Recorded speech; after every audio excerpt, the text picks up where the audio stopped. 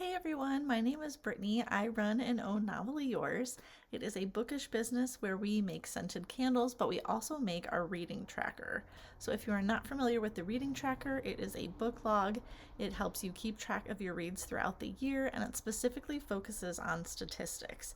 So this is something that does not have a space for reviews, especially for people who don't want to write out full reviews. It is not a planner. It does not have planner spaces, though it is coded to the 2025 year. So I just wanted to show you a little bit about it today and give you a full flip through so you can check it out. Today I'm just going to give you a flip through so you can see everything that the reading tracker has to offer. So we have a little intro page here with some helpful hints, and here we have our 2025 reading goals. You can see there's a spot for total books and total pages if you want to track in two different ways, and a space to write out your goals and any plans you have for the year.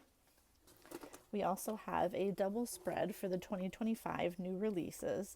This is a new thing from last year. We did have a spot for the new releases, but a lot of people were running out of places, so I added a second page for the new releases. You see each one has this beautiful little tab here in the beginning. Then there's a couple more places to add some really fun lists. There are books that you didn't get to and a backlist, series you want to finish, and then this is a spot for wish list and pre-orders. I know some people don't pre-order, so we combine these into two spots, and you can use this however you feel appropriate. Next, we have your reading log. So this is just a simple space where you can write out the title of each book and give it a little star rating. This is a fun way to see everything at a glance, and you can see your entire year in one spot because the book is broken down by months as well. So what we like to do with the reading log and with the reading tracker in general is that I like to have a lot of spaces. So this actually goes up to 360 books per year.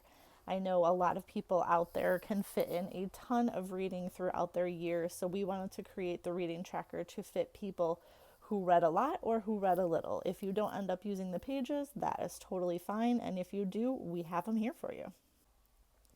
After the reading log, we have a space for some challenges. So we have an A to Z reading challenge, a 25 and 25. So here you can choose 25 books you already own, older titles, backlist, or just books that you want to challenge yourself to read in the 2025 calendar year. And then I do have two spaces now to create your own reading challenge. So you can pick whatever you want and put your reading challenge in your own space here. After the reading challenge is a series tracker. You can write in the series name and shade in these boxes accordingly, whether you read it this year, in previous years, and if you want to color code it to when you completed the series. So there's books up to 7 here, and then series for 14 and up to 21 over here. And then there is 2 pages of the series tracker, 2 layouts, so that will track a whole bunch of series for you. After the series tracker, we have a cute little bookshelf. We wanted to use this space to write in some of your favorite books.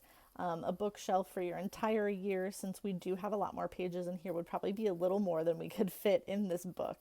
So I wanted to use this cute bookshelf space for some favorites. And then we also have a habit tracker. You can track by day and by month.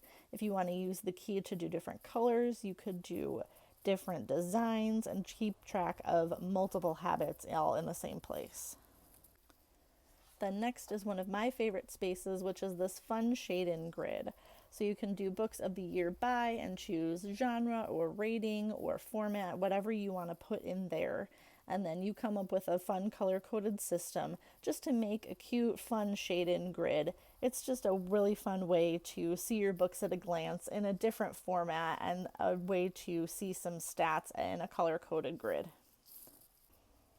After that, we do have a couple spreads of the shade-in grid, and then we just have some dot grid or bullet journal pages. So we have 3 here. You can use them for whatever you want. If you have some overflow, if you have other challenges you want to do, any lists you want to keep track of, there is some overflow pages here before the monthly dates start. Then we get into our months, the main bread and butter here, where you're going to keep track and log all of your books and just oodles of stats. So January starts here.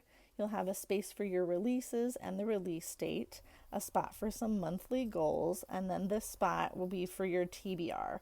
So there's a place to check off what you've read, and also another wish list and pre-order space. So if you want to use this for books you want to pre-order, books you want to order, or books you have already pre-ordered, and then they have check marks here as well.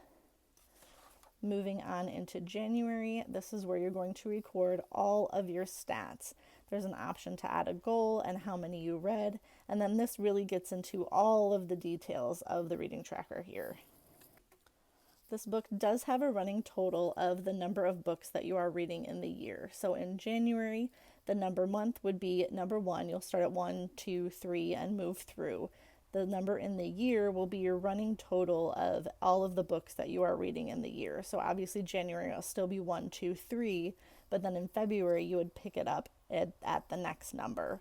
So let's say you read 10 books in January. The number in the year starting on your first February read would be 11, and then it would go 11, 12, 13. We also have lots of other stats here to keep track of: a start and finish date, what your rating was, the title and author. For the series box, the choice is up to you. You can either write in the name of a series, you can write yes or no if it was a series, you can write the number of what series it is, so either the first or the second, blah, blah, blah. So there's the option for you to choose what you want to do with that series box. The length, you can write in the page number or the audiobook hours and minutes if you want to do audiobook instead. The genre, the source is where you got it from.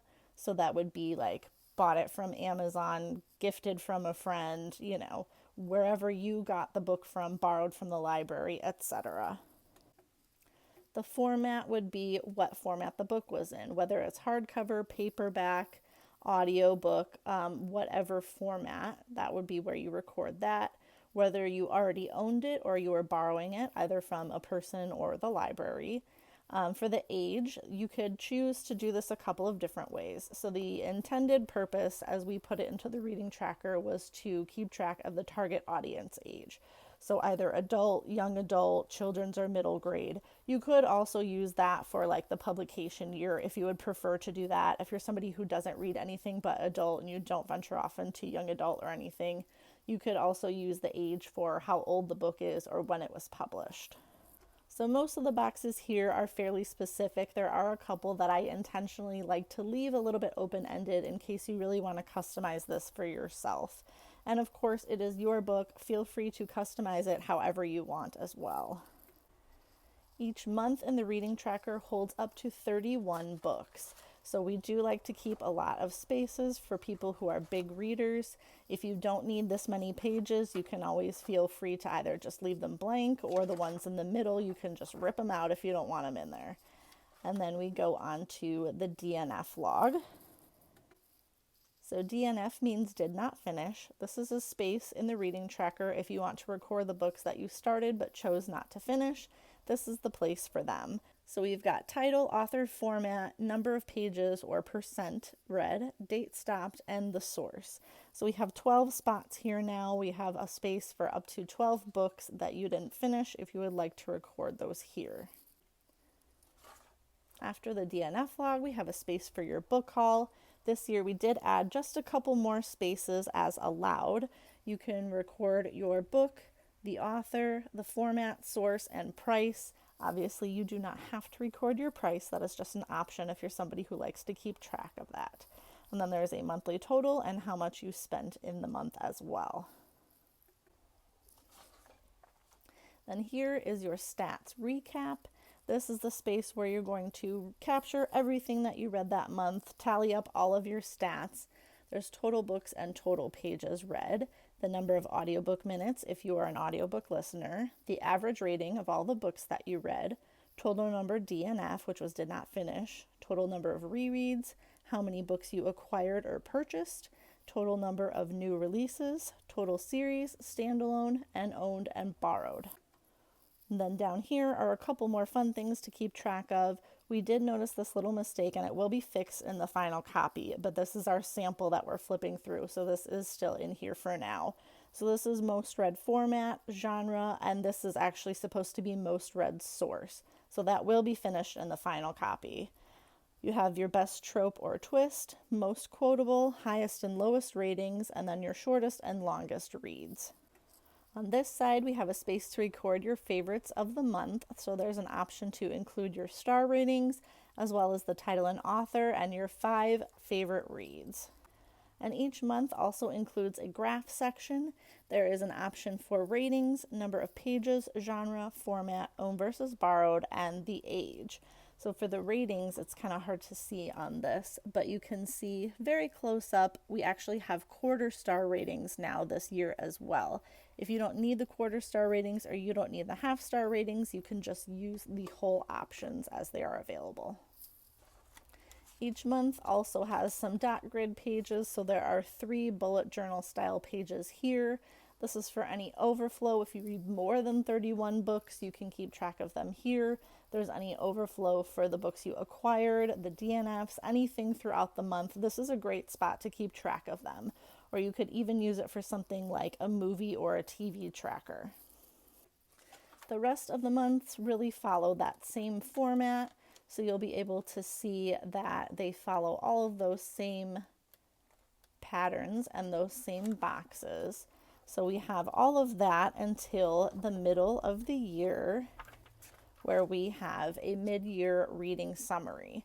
So after June, this comes in, and you can just do a quick stats recap here, how your year is going so far, top 10 favorites so far, any other noteworthy releases that you're looking forward to in the second half of the year, and other books you want to read before the end of the year. So this would be more backlist reads, books you haven't gotten to yet, whereas this page is more for specifically new releases.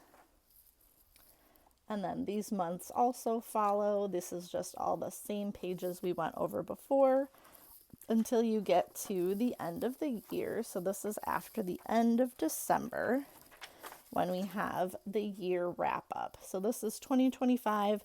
Give us your best reads here. We've got 1 through 10 other noteworthy reads, things that were close that maybe you still wanted to know even though it didn't quite crack your top 10. And then this is a recap of all of your stats here. It says, how did I do on my goals? So you can just write a little something in there, how you did on your goals overall. And then all of your stats here, close to the same thing that we see at the end of every month.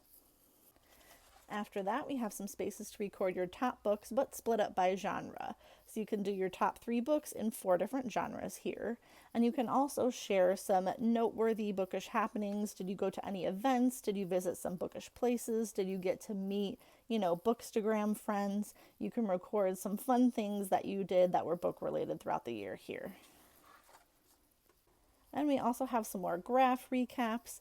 This is a space to record your total number of 5-star reads, and this is all about your 5 stars as well. Your first 5-star read of the year, one that surprised you, one that you knew was going to be 5 stars, and then 3 most read genres, 3 most read formats, 3 most read sources, and then genre and rating stats in graph form here. And lastly, this is your 2026 pre-order spot. This is your 2026 TBRN reading plans. So we do have a little space back here to start planning for 2026 as well. And that is our full flip through of the 2025 reading tracker. So this is on sale right now. It is still in the pre-order phase as of mid to late October. We are so excited to get them in hand. We expect to be shipping sometime in November, and we would love to hear any questions you have. We are just so thrilled for another amazing year of the 2025 reading tracker.